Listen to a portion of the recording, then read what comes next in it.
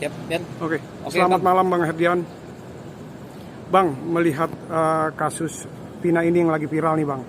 Abang sebagai seorang praktisi hukum melihat kasus ini seperti apa sih Bang? Ini kan banyak, jadi kasus ini jadi memanas dan memblunder ini. Gimana Abang melihat dari kacamata hukum Abang? Ya, sebetulnya yang mesti dipahami bersama, kalau namanya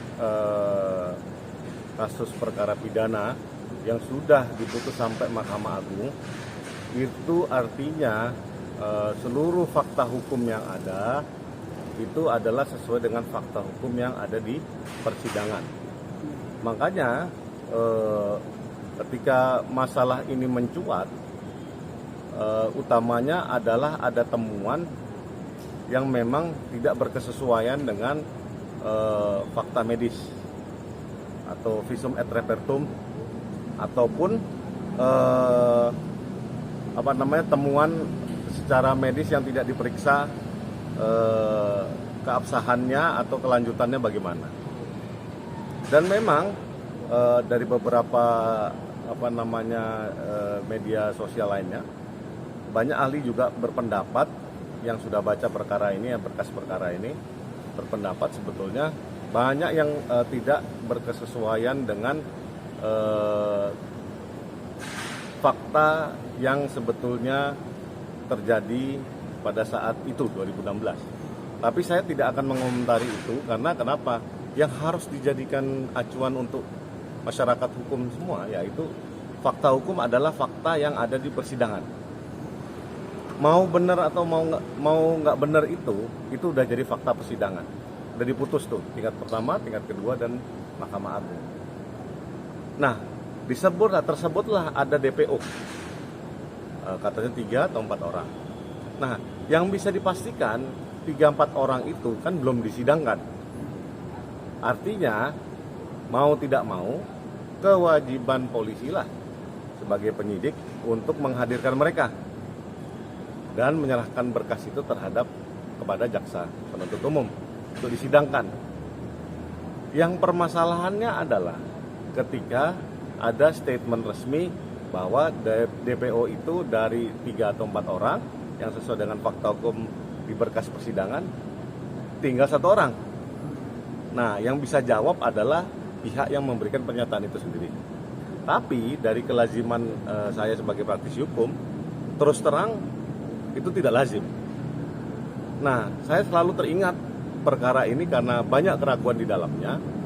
Kalau anak kuliah hukum pasti teringat dengan perkara yang namanya Sengkon dan Karta, yaitu perkara peradilan sesat. Ketika terjerat pidana pembunuhan, Sengkon dan Karta sudah dijebloskan dalam penjara. Nah, kemudian sudah dijebloskan dalam penjara, tiba-tiba di kemudian hari ada yang datang. Nah, rupanya dia yang bunuh ponakannya. Nah, terus kalau begitu gimana? Makanya muncul namanya upaya hukum PK, ya, peninjauan kembali. Nah, peninjauan kembali itu syaratnya apa aja? Nah, makanya saya tidak terlalu terkejut ya dengan kejadian ini. Memang makanya scientific crime investigation wajib dilakukan penyidik dengan seobjektif mungkin.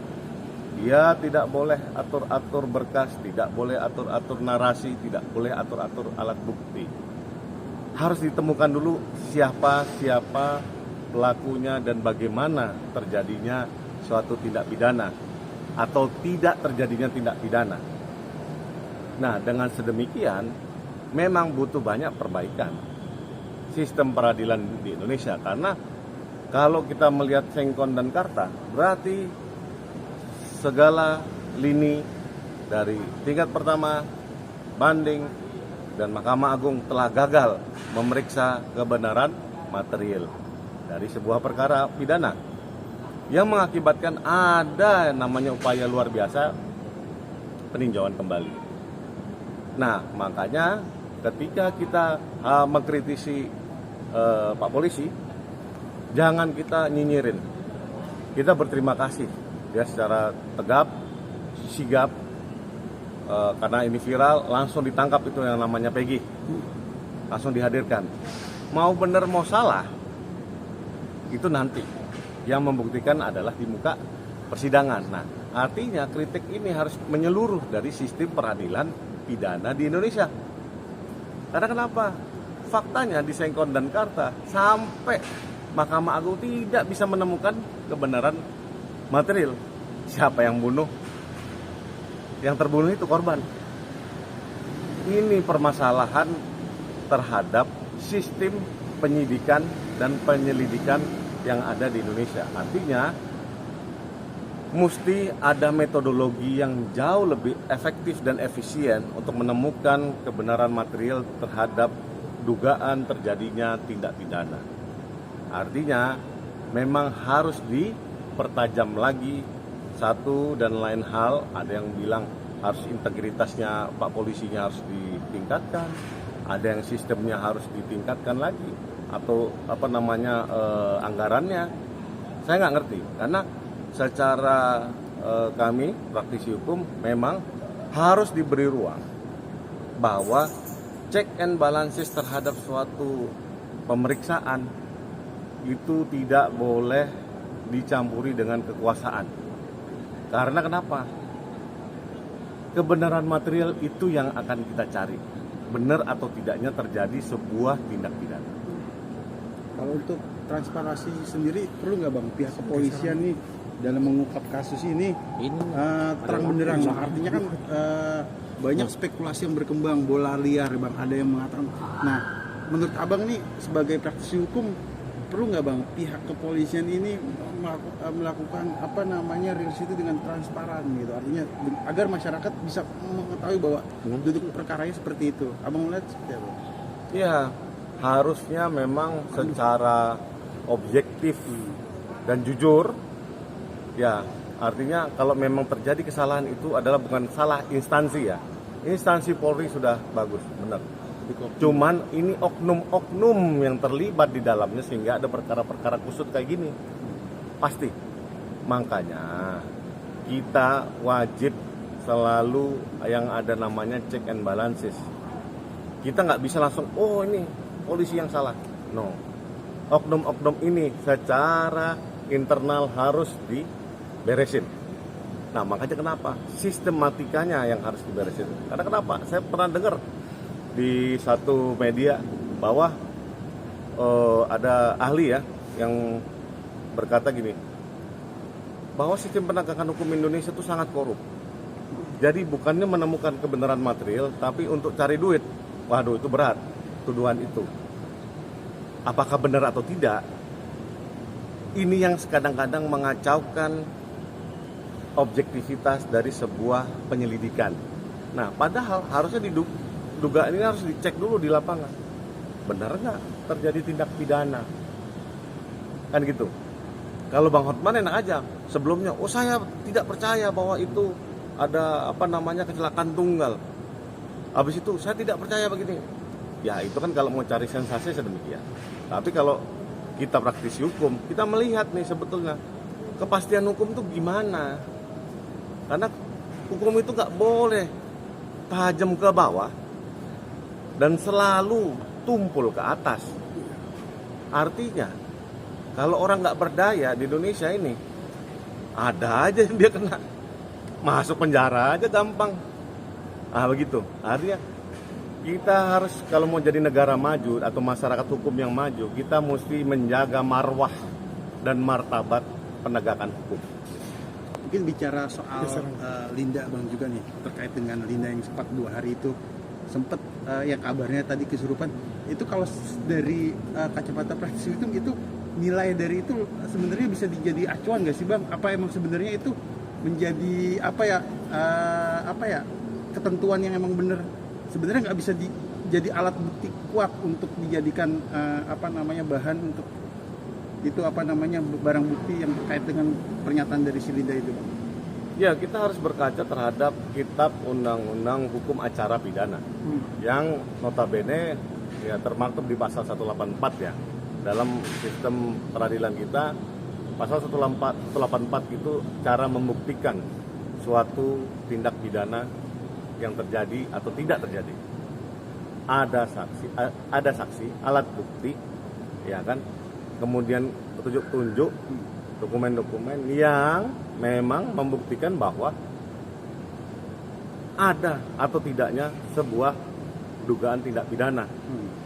Makanya ahli yang namanya psikologi forensik, ya, Indra Giri, ya, itu berpendapat bahwa sebetulnya kalau namanya cuman berdasarkan keterangan saksi saja tanpa didukung dengan adagium yang bahwa sebetulnya kebenaran itu harus lebih terang daripada cahaya, sehingga beyond reasonable doubt, artinya benar-benar ini kejahatan ini terbukti nih si A pelakunya.